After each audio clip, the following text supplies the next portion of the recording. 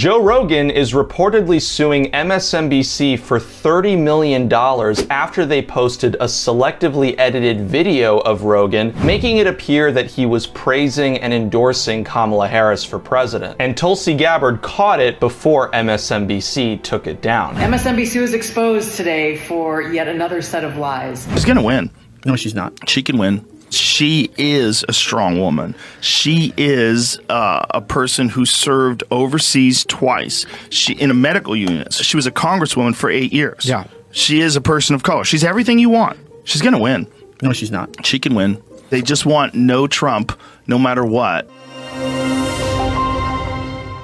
Now, part of this MSNBC TikTok video included comments that Rogan was making about Tulsi, not Kamala. Here's the first dead giveaway. She served overseas. She was in a medical unit. She was a congresswoman for 8 years. None of those things describe Kamala Harris. Those are all things that Tulsi Gabbard did. MSNBC might think it's easier to let Tim Walz get away with lying about his military record. And we can make sure that those weapons of war that I carried in war is the only place where those weapons are at. When were you ever in war? But it is obviously not going to work for Kamala. We really didn't think anyone would notice.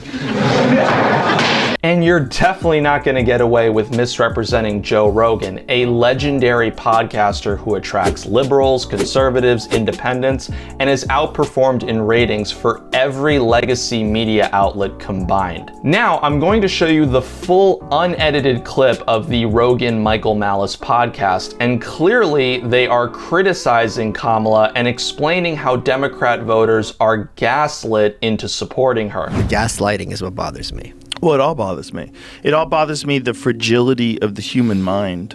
You know, that so everybody forever was like, Kamala Harris is the worst vice president. She's the least popular vice president of all time. And then in a moment in time, all of a sudden she's our solution. She's our hero. Everybody's with her. All these social media posts about her. Try Googling a negative story on her. You won't find one. So, ta-da! Okay, Michael Malice then goes on to describe the lack of media coverage for Tulsi Gabbard when she was running for president in 2019 and when she demolished Kamala in the debates. BBC, LA Times, Reuters, New Yorker, a guy from the Washington Post just did a piece looking back on her campaign, didn't mention Tulsi either. They completely pretend it didn't happen. Well, it just shows you that what they're looking for is not what they say they're looking for. Yes. Because she is a strong woman. She is a person who served overseas twice. She in a medical unit, so she got to see people blown up by the war. She was a congresswoman for 8 years. Yeah. She is a person of color. She's everything you want. All those things you want. But and yet you don't want her. Because she's not for war. Yes. This is where MSNBC very deceptively juxtaposed this section of Rogan saying she's going to win and even took that quote out of context as well. She goes on these rambles that it's indicative understand. Of certain anti-anxiety medication. I do not know if this is true. See if you can find that, because really shouldn't say that about our future president. Yeah, our future. Yeah. She's going to win. No, she's not. She can win. She absolutely can win. I do not think she's going to win because the more she talks, like in 2020, how bad do you have to be that you can't even make Iowa? She couldn't even compete with the mayor of South Bend. I feel like we are in this very bizarre time where people are giving in to the bullshit in a way that I never suspected people would before.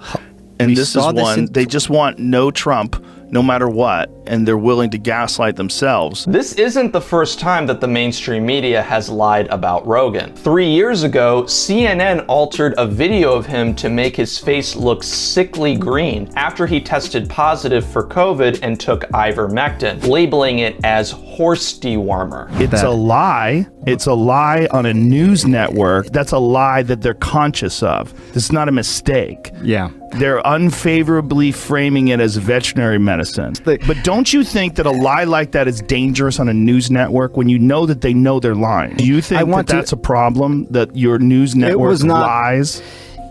Well, I don't. Dude. They shouldn't have said that. It is not confirmed if Rogan is moving forward with the MSNBC lawsuit. It appears to be just a rumor as of now, but I certainly hope he does and wins. Tulsi, however, makes an interesting point that MSNBC's propaganda efforts might constitute a violation of Federal Election Commission regulations. So what this means is MSNBC is a for-profit corporation, and what they are doing through their platform would qualify as an in-kind contribution to her campaign. It's worth a lot of money. The fact that they are doing this should require the Federal Elections Commission that manages campaign spending and campaign finance to require them to report this as an in-kind campaign contribution, or to be punished for abusing their position in trying to use their platform that has nothing to do with journalism. It is purely a propaganda platform, and that they are using this in order to try to help Kamala Harris get elected. Aren't they supposed to be leading in the polls, raising money, and filling arenas? Maybe there's something artificial or even outright fabricated about all this public support. Whistleblowers have come forward exposing an astroturfing agenda, where the Harris-Walz campaign is working with partnership automation programs like Impact.com to pay social media influencers for more support. According to Arizona State Senator Jake Hoffman,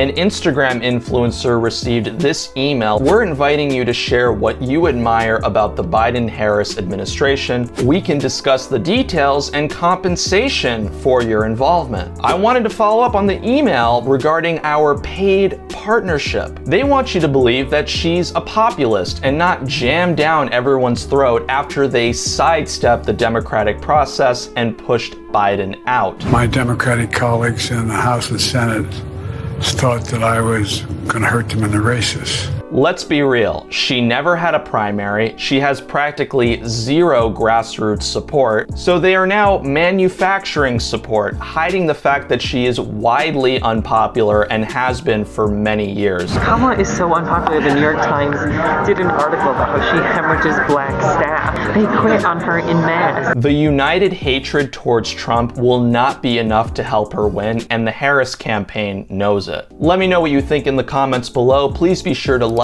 and share this video, subscribe to Inverted World, and I will see you all next time.